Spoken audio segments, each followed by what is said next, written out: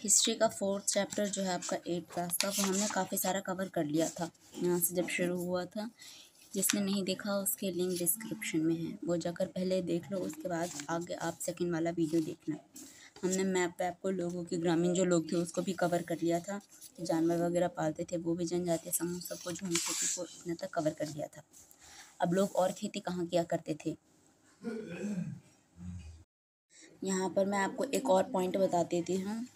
यहाँ पर आपने पूर्वोत्तर साइड पढ़ा था, तो आप मैप में देख सकते हो पूर्व और उत्तर, यानी कि नॉर्थ ईस्ट साइड के पास।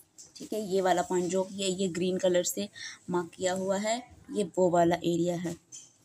ओके, अब हम आगे पढ़ेंगे कि वन कानून और उनके प्रभाव कैसे रहेगी, जो वनों के लिए कानून बनाया गया। जैसे कि आपने देखा कि आदिवासी समूहों का जीवन जंगलों से जुड़ा हुआ था, अतः वन कानूनों में आए बदलावों से आदिवासियों के जीवन पर भी, तब वो लोग कहते हैं कि भारी असर पड़ा। अंग्रेजों ने सारे जंगलों पर अपना नियंत्रण स्थापित कर लिया था और जंगलों को राज्य की संपत्ति घोषित कर दिया गया था। कुछ जंगलों को आरक्षित वन घोषित कर दिया गया। ये ऐसे जंगल थे जहां अंग्रेजों की ज़रूरतों के लिए इमारती लकड़ियां पैदा होती थी। इन जंगलों में लोगों को स्वतंत्र रूप से घूमने, झूम खेती करने और जो फल वगैरह थे इकट्ठा करने या पशुपालक शिकार करने की इजाज़त नहीं थी, बिल्कुल बैन था, वहाँ पर वो नहीं जा सकते थे। इस लाइन का ये मतलब है। ऐसी सूरत में झूम काश्तकार किस तरह जिंदा रह सकते थे, इसीलिए उनमें से बहुतों को काम और रोजगार की तलाश में मजबूरन दूसरे इलाकों में जाना पड़ा। अब वो जगह छोड़ रहे थे, अब उनको नई जगह की तलाश थी जहाँ पर वो काम कर सके। ठीक है, क्योंकि उनका गुजारा वहाँ पर नहीं हो रहा था। जैसे ही अंग्रेजों ने जंगलों के भीतर आदिवासियों के रहने पर पाबंदी लगा दी, उनके सामने एक समस्या पैदा हो गई। समस्या यह थी कि रेलवे स्लीपर्स के लिए पेड़ काटने और लकड़ी को एक जगह से दूसरी जगह ले जाने के लिए मजदूरों का इंतजाम कहाँ किया जाए, क्योंकि लोग कम पड़ रहे थे, क्योंकि लोगों ने जगह छोड़ना शुरू कर दिया था। तो ये एक बहुत बड़ी प्रॉब्लम थी। औपनिवेशिक अधिकारियों ने इसका भी एक हल ढूंढ निकाला। उन्होंने तय किया कि झूम काश्तकारों को जंगल में जमीन के छोटे छोटे टुकड़े दिए जाएंगे। वन विभाग के लिए मजदूरी करनी होगी और जंगलों की देखभाल करनी होगी। इस तरह बहुत सारे इलाकों में वन विभाग ने जो है सस्ते श्रम की आपूर्ति सुनिश्चित कर ली और वन गांव में बसा दिए, ताकि लोगों की ज़रूरतें भी पूरी हो जाए, गांव भी ना छोड़ के जाए, और अंग्रेज़ों को जितने सारे मजदूर चाहिए वो सारे वहीं पे मिल जाए। तो ये अंग्रेज़ों ने काम करा। बहुत सारे आदिवासी समूह ने औपनिवेशिक वन कानूनों का विरोध किया। वो कह रहे थे कि हम ऐसा तो नहीं कर सकते। ठीक है, औपनिवेशिक कानून आपने पिछले में पढ़ा, बेसिकली वही जो एक जने आएगा किसी दूसरे एरिया पे, या दूसरे एरिया का पूरा रूल रेगुलेशन वगैरह सब कुछ चेंज कर देगा। जिसको औपनिवेशिक का नहीं समझ में आया, पिछले वीडियो में जाकर आप पूरा इसका पढ़ सकते हो, इसका पूरा अलग से टॉपिक दिया हुआ है। उन्होंने नए नियमों का पालन करने से इनकार कर दिया और उन्हीं के तौर तरीकों पर चलते रहे जिन्हें सरकार गैर कानूनी घोषित कर चुकी है। मतलब वो लोग जो यहाँ पे थे भारतीय लोग, वो मना कर रहे थे कि हम आपके रूल को नहीं मानेंगे, बल्कि वो अभी भी खुद के अपने पर्सनल ही जो उनके रूल थे वो माने जा रहे थे, जबकि जो ब्रिटिश सरकार थे उन्होंने बैन कर दिया था। फिर भी कई बार उन्होंने खुलेआम बगावत कर दी।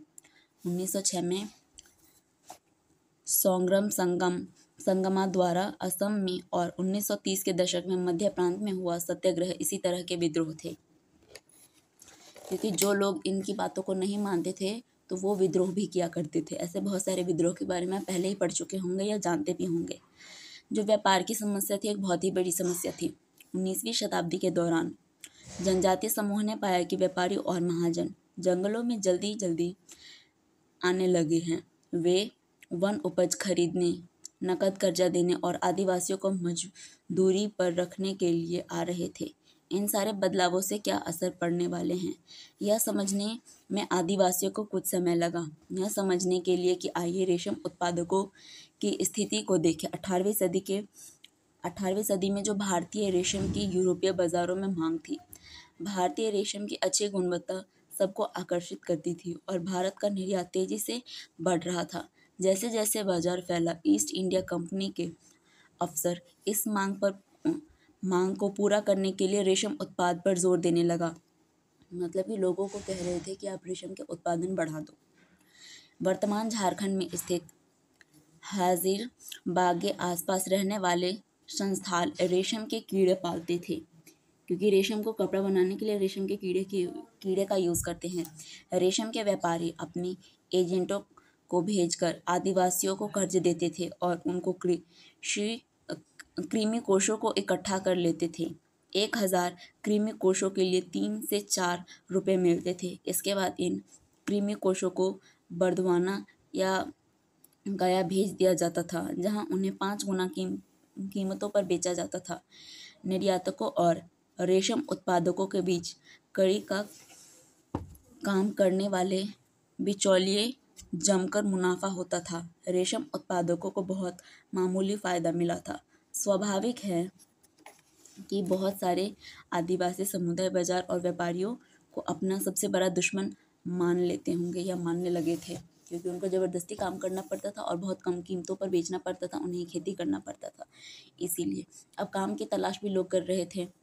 काम की तलाश में घर से दूर जाने वाले आदिवासियों की दशा तो और भी खराब थी। 19वीं सदी के आखिरी से ही चाय बागान फैलने लगे थे, मतलब अब चाय की खेती पर ज़्यादा जोर डालने लगे थे। खनन उद्योग भी एक महत्वपूर्ण उद्योग बन गया था। असम के चाय बागानों और झारखंड की कोयला खदानों में काम करने के लिए आदिवासियों को बड़ी संख्या में भर्ती किया गया। इन लोगों को ठेकेदारों की मार्फत भर्ती किया जाता था। ये ठेकेदार न केवल उन्हें बहुत कम वेतन देते थे, बल्कि उन्हें वापस घर भी लौटने नहीं देते थे। मतलब ये लोग तो कहीं और से आए थे ना, तो उनको वापस घर भी नहीं जाने देते थे। नज़दीक से देखने पर नियरबाई देखने पर क्या होता था।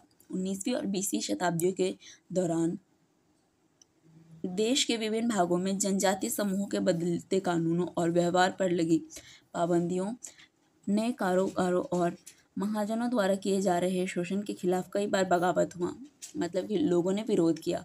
1831 से लेकर 1832 में कोल आदिवासियों ने और 1855 में संस्थालों ने बगावत कर दी थी। मध्य भारत में बस्तर विद्रोह 1910 में हुआ और 1940 में महाराष्ट्र में वर्ली विद्रोह हुआ।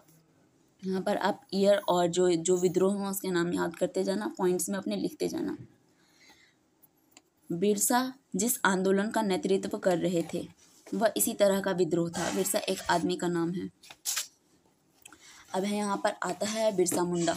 ठीक है, बिरसा मुंडा का नाम आपने सुना होगा क्योंकि इस स्टोरी बहुत ज़्यादा फेमस है। बिरसा मुंडा का जन्म, अब ध्यान से सुना स्टोरी, तब आपको वैसे ही लन हो जाएगा। बिरसा मुंडा का जन्म 1870 के दशक में मध्य में हुआ था। उनके पिता गरीब थे। बिरसा का बचपन भेड़ बकरियां चराते, बांसुरी बजाते और स्थानीय अखाड़ों में नाचते गाते बीता था। उनकी परवरिश मुख्य रूप से बोहोंडा के आसपास के जंगलों में हुई। गरीबी से लाचार बिरसा के पिता को काम की तलाश में जगह जगह भटकना पड़ता था। लड़कपन में ही बिरसा ने अतीत में हुए मुंडा विद्रोह की कहानी सुन ली थी। उन्होंने कई बार समुदाय के सरदारों यानी कि जो मुखिया लीडर होता है उसके बारे में, उसके विद्रोह का आह्वान करते देखा था। बिरसा के समुदाय के लोग ऐसे स्वर्ण युग की बात किया करते थे जब मुंडा लोग भिक्षुओं के उत्पीड़न से पूरी तरह आज़ाद थे। सरदारों को कहना था कि एक बार फिर उनके समुदाय के परंपरागत अधिकार बहाल हो जाएंगे। वे खुद को इस इलाके के मूल निवासी का वंशज मानते थे और अपनी ज़मीन की लड़ाई, मुल्क की लड़ाई जो थी लड़ रहे थे। वे लोगों को याद दिलाते थे कि उन्हें अपना साम्राज्य वापस पाना है। मतलब जिस ज़मीन पर ये लोग रह रहे थे वो तो उनकी ज़मीन थी ना, उनके वंशज, उनके पूर्वजों की थी। तो जो अभी के नए ब्रिटिश लोग आए हैं उन्होंने कब्जा कर लिया, तो उनसे उनको आज़ादी चाहिए थी।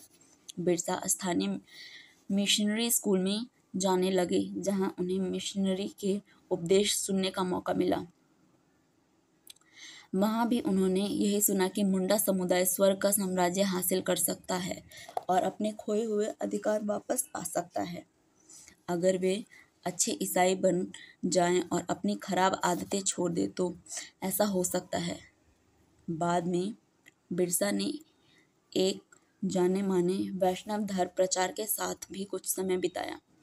उन्होंने जनेऊ धारण किया और शुद्धता व दया पर जोर देने लगे। अपनी किशोर अवस्था में बिरसा जिन विचारों के संपर्क में आए उसने वह काफ़ी गहरे तौर पर प्रभावित थे। बिरसा का आंदोलन आदिवासी समाज को सुधारने का आंदोलन था। उन्होंने मुंडाओं से आह्वान किया कि वे शराब पीना छोड़ दें, गांवों को साफ रखें और डायन व जादू टोने में विश्वास ना करें। यहाँ ध्यान देने वाली बात यह है कि बिरसा ने मिशनरियों और हिंदू जमींदारों का भी लगातार विरोध किया। उन्हें बाहर का मानते थे जो मुंडा जीवन शैली को नष्ट कर रहे हैं, क्योंकि मुंडा के जो लोग थे वो पहले से रह रहे हैं, तो वो कहते जो बाहर के लोग हैं उनको हट जाना चाहिए। वो उनको बिल्कुल भी अच्छा नहीं मानते थे। 1895 में बिरसा ने अपने अनुयायियों से आह्वान किया कि वे अपने गौरवपूर्ण अतीत को पुनर्जीवित करने के लिए संकल्प ले। वह ऐसे स्वर्ण युग सतयुग की चर्चा करते थे जब मुंडा लोग अच्छा जीवन जीते थे, तटबंध बनाते थे, कुदरती झरनों का नियंत्रण करते थे, पेड़ और बाग लगाते थे, पेट पालने के लिए खेती करते थे। उस काल्पनिक युग में मुंडा अपने बिरदारों और रिश्तेदारों का खून नहीं बहाते थे, वे ईमानदारी से जीते थे। बिरसा चाहते थे कि लोग एक बार फिर अपनी ज़मीन पर खेती करें, एक जगह टिक कर रहें और अपने खेतों में काम करें। अंग्रेजों को बिरसा आंदोलन के राजनीतिक उद्देश्यों से बहुत ज़्यादा परेशानी थी। वह आंदोलन मिशनरियों, महाजनों, हिंदू भूस्वामियों और सरकार को बाहर निकालकर बिरसा के नेतृत्व में मुंडा राज्य स्थापित करना चाहते थे। और ये उसका पूरा काम था कि अब उसने चेंज कर लिया तो उसको बहुत अच्छा बनाने में जुटे हुए थे। यह आंदोलन इन्हीं ताकतों पर मुंडाओं और उनकी जो सारी समस्याओं का कष्ट का स्रोत मानता था। अंग्रेजों की भूनीतियों अपनी परंपरागत भूमि व्यवस्था को नष्ट कर रही थी। हिंदू भूस्वामी और महाजन उनकी जमीन छीनते जा रहे थे और वे मिशनरी उनकी परंपरागत संस्कृति को आलोचना करते थे। जब आंदोलन फैलने लगा तो अंग्रेजों ने सख्त कार्रवाई का फैसला किया। उन्होंने 1895 में बिरसा को गिरफ्तार किया और दंगे फसाद के आरोप में 2 साल की सजा सुनाई। 1897 में जेल से लौटने के बाद बिरसा समर्थन जुटाते हुए गांव-गांव घूमने लगे। मतलब वो अपने टीम में लोगों को इकट्ठा कर रहे थे युद्ध लड़ने के लिए। उन्होंने लोगों को उकसाने के लिए परंपरागत प्रतीकों और भाषा का इस्तेमाल किया। वे आह्वान कर रहे थे कि उनके नेतृत्व में साम्राज्य की स्थापना के लिए रावणों, दीकों और यूरोपीय के जो लोग थे उनको तबाह कर देंगे। बिरसा के अनुयायी दीकों और यूरोपीय सत्ता के प्रतीकों को निशाना बनाने लगे। उन्होंने थाने और चर्चों पर हमले किए और महाजनों व जमींदारों की संपत्तियों पर धावा बोल दिया। सफ़ेद झंडा बिरसा राज का प्रतीक था। जेल से निकलने के बाद भी उसने बहुत उधम मचाए। जो सरकारी अफसर थे, गवर्नमेंट ब्रिटिश सरकार जो थी, उनके जो मेन ऑफिस होते थे और उनके जो चर्च होते थे उस पर कब्जा करते थे। बड़े भूस्वामी के खेतों पर या जहाँ पर उनके अनाज रखे होते थे वहाँ पर वो हमला किया करते थे। सन 1900 में बिरसा की हैजे से मृत्यु हो गई। हैजा एक किस्म का बीमारी होता है और आंदोलन ठंडा पड़ गया। मतलब कि अब धीरे धीरे लोग भूलने लगे, वो आंदोलन छोड़ने लगे। यह आंदोलन 2 मायनों में महत्वपूर्ण था। पहला, इसने औपनिवेशिक सरकार को ऐसे कानून लागू करने के लिए मजबूर किया जिसके जरिए दीकू लोग आदिवासियों की ज़मीन पर आसानी से कब्जा ना कर सके, क्योंकि जो ब्रिटिश लोग थे वो कब्जा ज़बरदस्ती कर रहे थे। तो जो ये थे बिरसा, उन्होंने ऐसा मजबूर कर दिया गवर्नमेंट को कि इनके ज़मीन ना छीने। दूसरा, इसने एक बार फिर जता दिया कि अन्याय का विरोध करने और औपनिवेशिक शासन के विरुद्ध अपने गुस्से को अभिव्यक्त करने में आदिवासी सक्षम हैं। मतलब आदिवासी लोग इनसे डरते नहीं हैं, विद्रोह भी कर सकते हैं। उन्होंने अपने खास अंदाज में अपनी खास रस्मों और संघर्ष के प्रतीकों के जरिए इस काम को अंजाम दिया था। इस वाले में आपकी जो फिल इन द ब्लैंक्स है ये इम्पॉर्टेंट है। अब तो आपके MCQ भी आएंगे। MCQ के पीछे कमी क्वेश्चन दी हैं, आप प्रैक्टिस पेपर से बहुत सारे कर सकते हैं। 1 मार्क में आते हैं MCQ, सही या गलत, यानी कि राइट और रॉन्ग इस वाले में दिया है। आइए विचार कर, इसमें आपको फुल क्वेश्चन आंसर लिखना है। तो सारे आपको इस चैप्टर में मिल जाएंगे बहुत ही आसानी से। नहीं तो मैं पूरे आंसर की जो वीडियो है वो बना दूंगी और डिस्क्रिप्शन में लिंक डाल दूंगी।